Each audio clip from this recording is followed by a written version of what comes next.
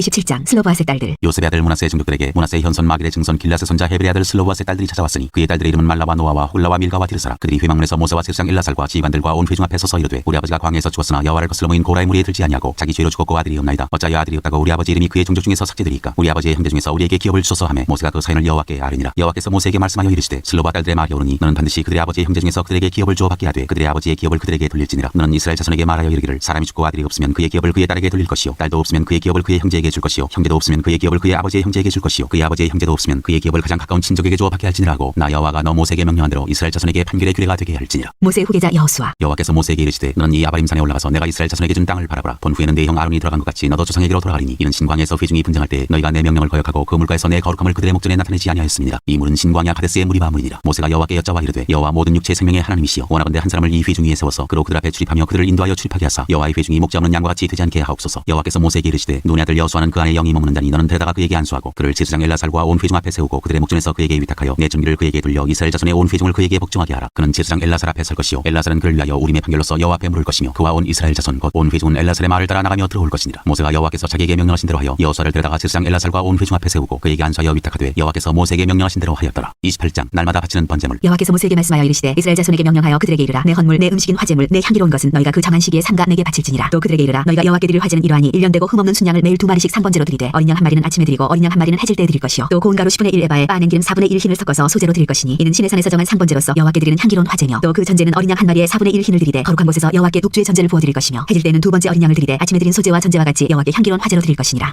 안식일에는 1년 되고 흠없는 순양 2마리와 고운 가루 10분의 2에 기름 섞은 소제와 그 전제를 드릴 것이니 이는 상번제와 그 전제 외에 매 안식일의 번제니라.